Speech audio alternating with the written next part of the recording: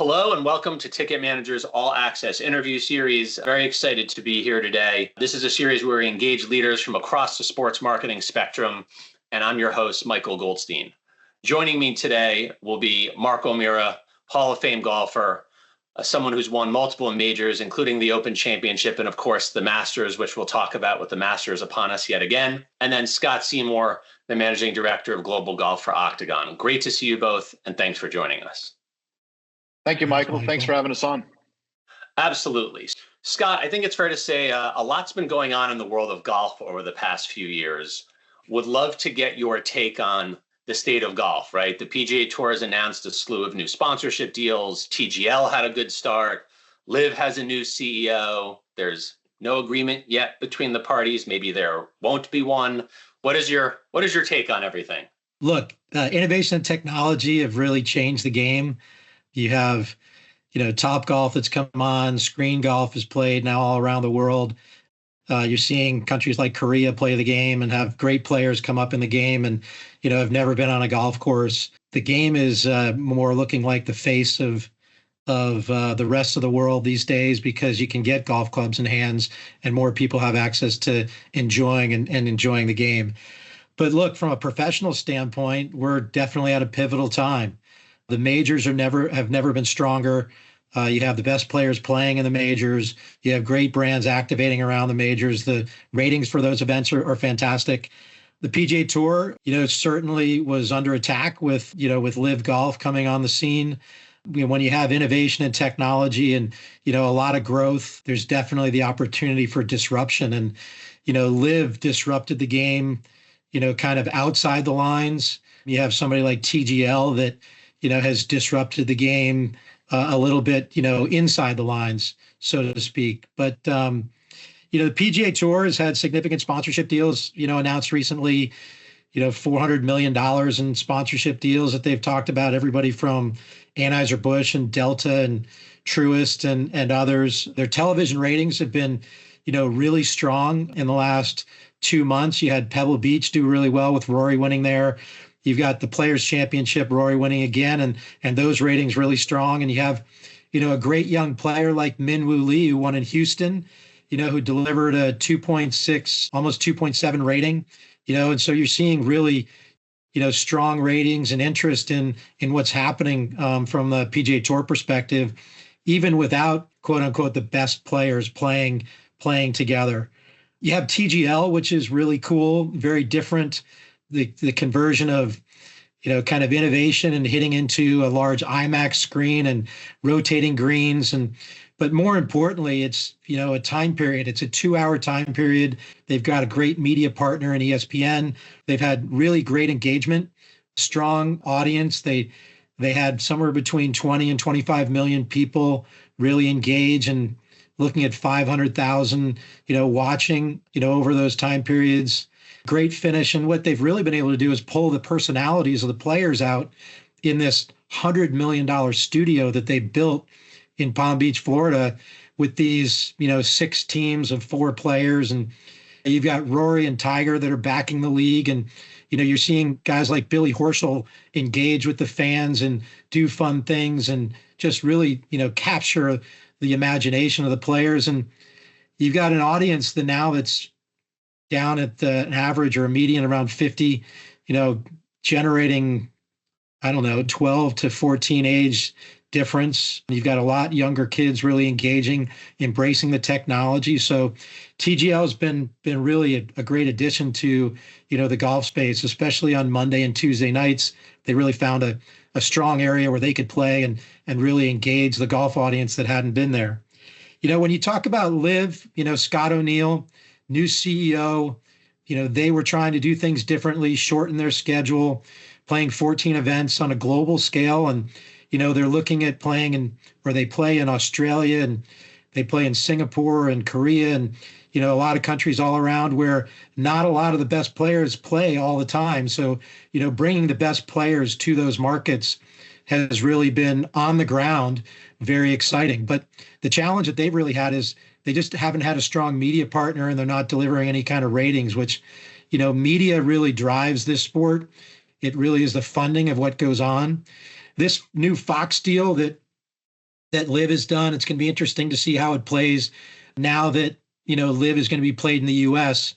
They're playing this week at Doral, and they're going to play in D.C. and in Dallas. And those events will actually be broadcast live on Fox, and to see if they can actually do a real rating will be interesting to see if it has any real traction. They have generated some global audience, which has been strong, and I think that they're looking to do that more. But it's interesting to see what's happening here. I think, long term, where are they with the deal? It doesn't seem like they're anywhere close, but the fans really want to see the best players of the game play. They want to see them all play together.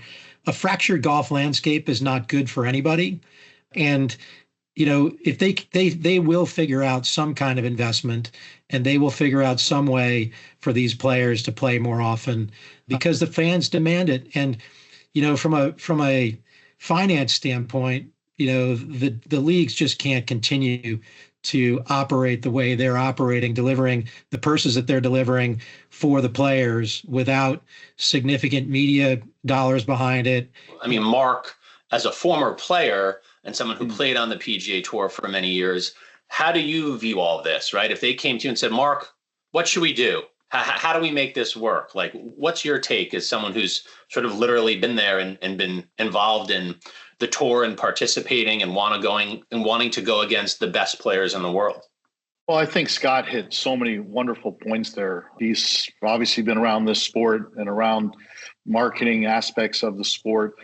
As a player and somebody who kind of saw things and maybe some different type of a perspective, I was blessed to play the PGA Tour for 27 years. I'm still a member of the PGA Tour. I played the Champions Tour for 17 years. I kind of winded down my career over the last 2 or 3 years now that I'm 68. I love the game. I respect the game. But I'm also under the same pretense of not only a golfer and a professional one, I'm a fan of the game. So I'm the same. I like to see the best players play against each other. Yes, I understand kind of the fracture of the game and what's kind of had the speed bump in the game over the last 3 or 4 years. But I think in long term, things have a way of working out. And even though everybody might take a negative spin on it, I look at it as whenever there's like a negative issue that might arise, somewhere down the line, the positivity will always come through. And I traveled around the world. I played around the world. I was fortunate to win around the world. Golf is kind of a global game. I think our commissioner sees that. He knows that. I played so many times in Dubai. I represented Sheikh Mohammed in Dubai. I won the Dubai Desert Classic when I was 47. So, I get it, but I also understand the strong points that Scott pointed out from the type of viewership that needs to really happen if you want to make your game excel and to sell on TV and to the media. So I went to a live event actually last year when I was here in Vegas, just to see it. And in fairness, I wanted to meet Yasser too, but I saw Yasser over there. I saw a lot of the players, a lot of those guys that play on that tour are friends of mine. They were friends whether they went to live or they didn't go to live. Like, I didn't change my opinion one way or the other. Sometimes people have a different take on it all. In fact, it's 54 holes. There's no cut. It's kind of different, obviously. But I would say this. I got fortunate. I came back to my course where I live out here in Vegas at Southern Highlands, and I was on the range. I didn't get to meet Yasser, but I looked over, and there he was hitting balls in the range. So I went over to introduce myself, to say hello and tell him that I was out at the tournament. And, one of the first things I said to Yasser, because I kind of hadn't bumped into him, but I kind of know obviously who he is. First thing I said to him, I said, Yasser, I just wanted to say, Mark O'Mara, nice to meet you. Oh, no, I know Mark. Nice to see you. And I said, thanks for investing in golf. And that's kind of the take I would put on this. And I understand that the tour we've always had the best tour. The PGA Tour has been the light of professional golf, you might say. But in fairness, there are other tours out there. There's a DP World Tour, there's the Asian Australian Tour, the LPGA Tour, the Corn Ferry. We have a lot of different tours. And sometimes I think that in the long run, I really hope and I pray that this will work out. And I can kind of see the light at the end of the tunnel. And as Scott pointed out, we just haven't gotten there yet. So you mentioned, winning in Dubai and playing overseas, and that was something that, you did a lot of in your career, maybe even more so than some of your peers for that time period. When you sort of think about the global growth and the international growth of the sport, what is your perspective on all of that relative to, say, when you started on the PGA Tour? Well, I think it's been great for the game. I look at when I first started playing the PGA Tour, 81 was my first year. I turned pro in 80 in Ben Hogan's office sitting across from Mr. Hogan. And I look at the tour back then, and there wasn't many international players, to be fair, playing our tour, PGA Tour, full time. And the PGA Tour, as I pointed out earlier, is the best tour. I totally understand that, and I believe in that in my heart. But one of the reasons why the PGA Tour is the best tour is because we played for the most money too. So, there's not only just trying to win championships, but there is that fact of, players starting out at the beginning of the year at zero, and paid on their performance and how they play in PGA Tour tournaments on the DP World Tour, the LPGA Tour, Korn Ferry Tour. And it is one of those ones where, hey, if you play well, you're going to make money. So I would tell you that I think it's been good to see the global game start to come together, and hopefully, Yasser and Jay Monahan, and I know they've gotten the president involved. Maybe everybody can kind of just sit down with calmer heads. It's kind of what happens in our country when the political spectrum gets going both ways, whatever side of the spectrum you're on, until you actually sit down and you can disagree on certain issues, but you have to talk, and talking hopefully will yield a positive result. That's the way I look at it. Yeah, I think that's really good perspective. And I think everyone's hoping that hopefully golf will become less fractured sooner, certainly rather than later. Scott, you mentioned when you were talking about TGL, you kept using the word technology, right? And so Ticket Manager likes to think of itself as a technology company, right? With software you can use to manage tickets. But from where you sit, as you think about technology and fan expectations changing, how does that impact brand partnerships in the golf space? How would you recommend to current clients or future clients sort of what they need to be doing to stay ahead of that curve, knowing that technology is so infused in everything that's going on in golf? In my mind, we're going to see a revolution here over the next 2 years with regards to marketing and how marketing works, not only in sports and entertainment, but across the board. AI is definitely going to change the way things work. It's, you look at augmented reality, you look at behind the scenes storytelling, you look at customized elements, hyper personalized fan experiences. It is here and upon us, and it's going to be expected. AI driven content that can happen, while you're watching your augmented elements. You're going to be able to essentially hit the shot that Mark's hitting, on the 15th hole at the Masters. You're going to be able to have that customized view, seeing exactly the lie that person has and hitting to the hole location on the green. That is going to be the expectation of the fan going forward. And AI is going to help us get there. So you mentioned Mark hitting a shot on the golf course. As it is Masters Week, I feel like it's time to delve into 1998 and the year that Mark, won the Masters. Here we are, 27 Masters later. When you think back about winning it in 1998, what are your memories like? It's a great question, Michael. I mean, it obviously seems so long ago, but time starts flying by, as we know, as we get older. I would tell you that so many things transpired in 1998. I remember a lot of flashbacks. I feel like when I went to the Masters my first trip in 1980 as the U.S. amateur champion, and stayed in the Crow's Nest and played in the Masters as the amateur champion. And to be fair, I was terrible. I remember peering down, looking at the champions locker room, and I think I shot 80, 81, whatever I shot. It wasn't anything like the young players of today's generation where these kids are really, really good. And I can only tell you, I'll be at Augusta coming up in a couple of days and get to watch the drive, chip, and putt and watch these young individuals play at such a high level. Even though I was 22 at the time, I was a nice player, don't get me wrong, but yeah, it was eye-opening, pretty much jaw-dropping experience to go to the Masters. And it to watch the evolution of what's transpired there, and then finally coming there in 98 on nobody's radar screen. I hadn't been playing that well. I didn't have any confidence. I wasn't putting well. You can just put it all up into a ball and say, yeah, I mean, I hope I can just make the cut. And that's kind of what was going on. And I shot 74 the first day. I didn't putt well. Now it's just try to make the cut the next day.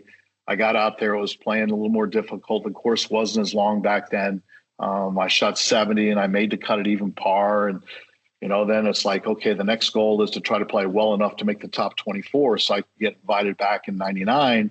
And I went out on Saturday. It was also a tough condition day and shot 68. And next thing you know, now I'm in the last group on Sunday with Fred Couples, who I went to qualifying school with Fred. We turned pro and played in our first pro tournament, the Long Beach Queen Mary Open back in fall of 1980. So obviously I knew Fred was a past Masters champion in 92. And look, I was nervous. I was out there. I was on that list of next best players to have never won a major championship. I felt that was flattering for people to put me on that list. I'd won 14 times on the PGA Tour and had won around the world. I played on Ryder Cup teams and President's Cup teams.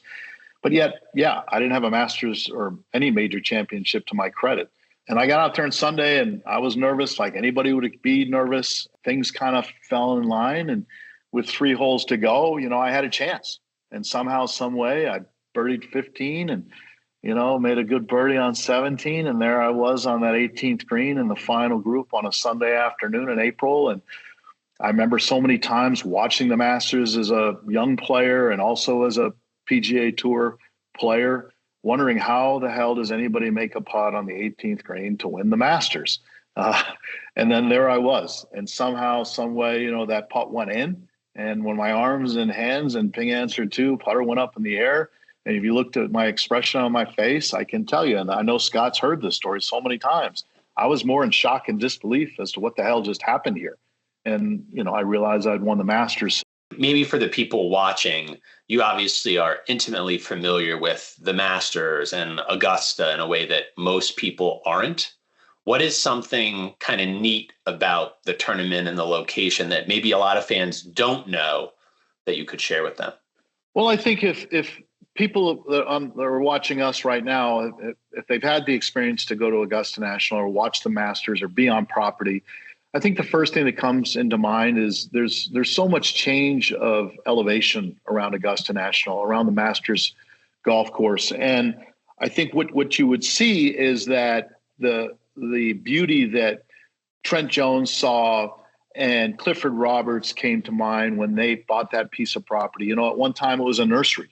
So, I mean, it kind of had the background that you would need to build something special and to bring Alistair McKenzie to come in and design this incredible piece of property, this golf course that they built.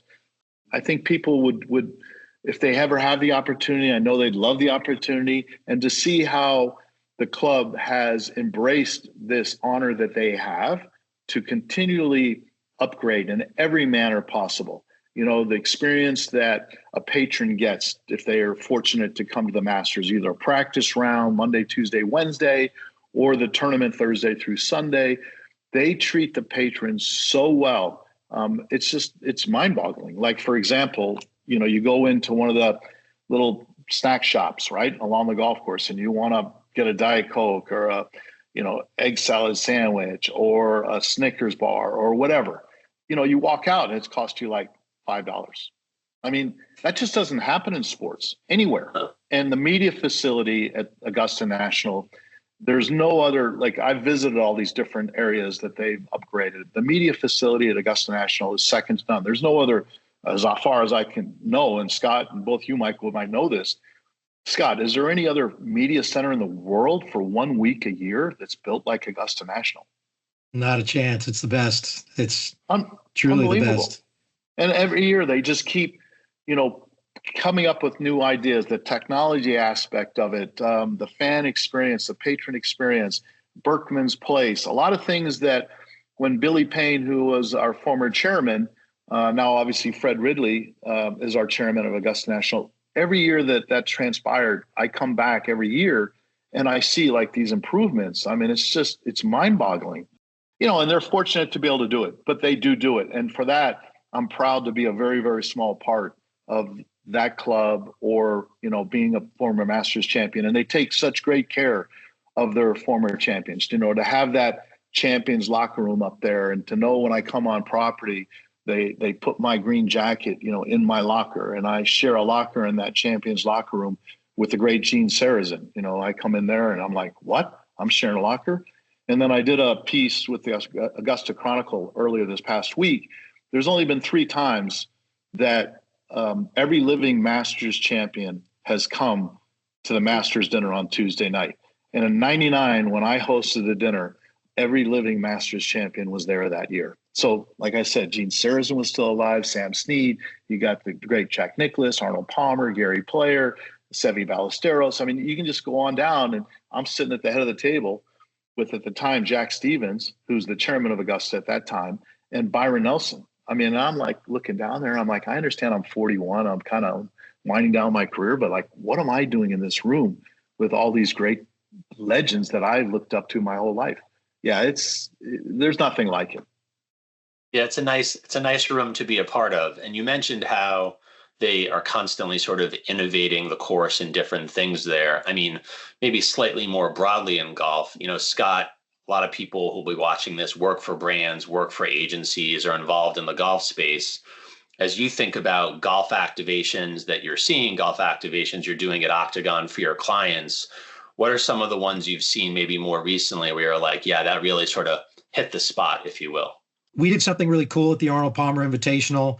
One of the great champions of the Masters, Mr. Palmer, we did something called Beyond the Ropes, which was really dedicating the commercial time back into the broadcast and creating the experiential element so that the fans could watch more of the broadcast, but also have an experience as part of it, which we did the caddy conversations, kind of bringing you closer to what the player was thinking, what the caddy conversation, how are they going to hit the certain shot, where are they aiming?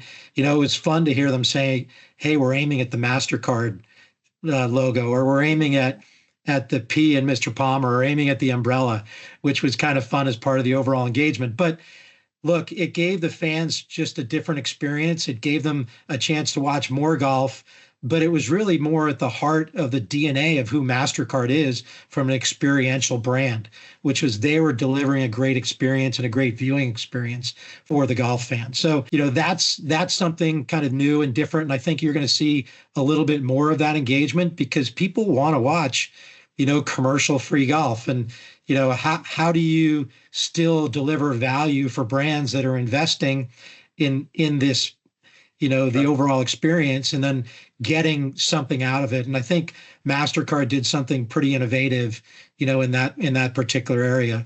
When you look at the Masters, you're going to see coming up this week, a ton of great innovations and great engagements.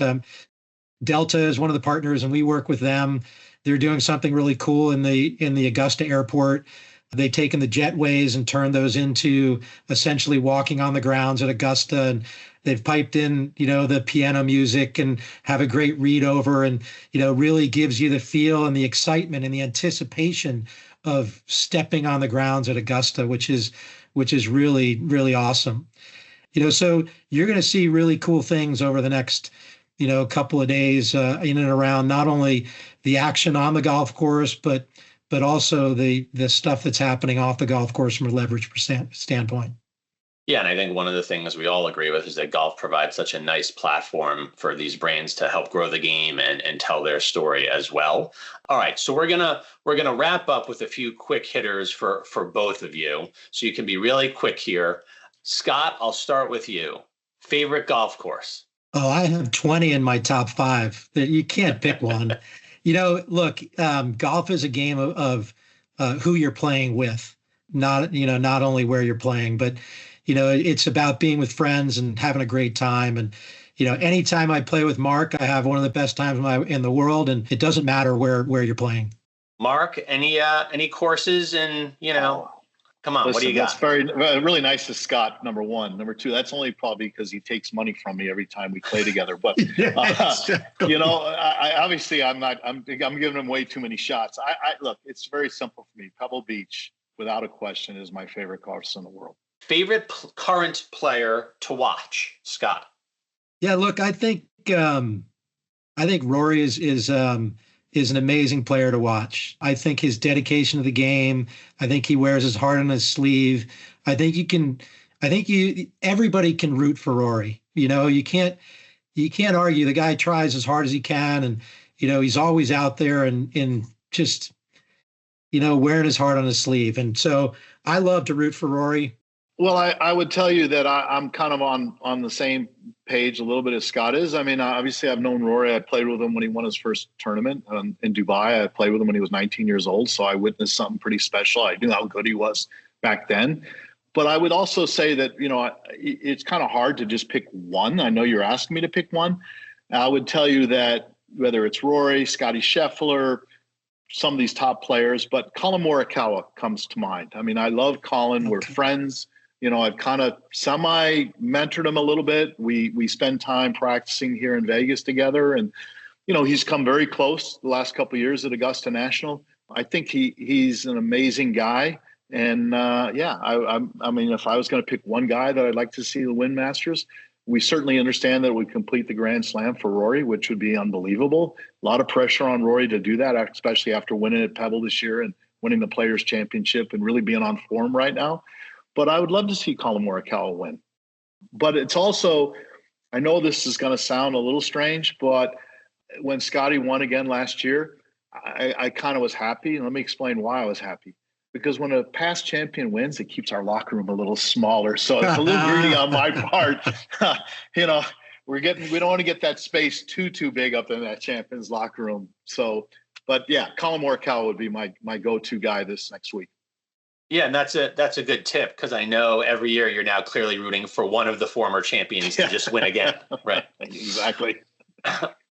Well, look, we'll leave it there. On behalf of Ticket Manager Mark Scott, thank you so much for joining the All Access interview series. We really appreciate it. And both of you be well. Thank you, Michael. Great Thanks, to see you. Michael. Also you, Scott. Thanks, Scott. Mark, look forward to seeing you next week. You got it, buddy.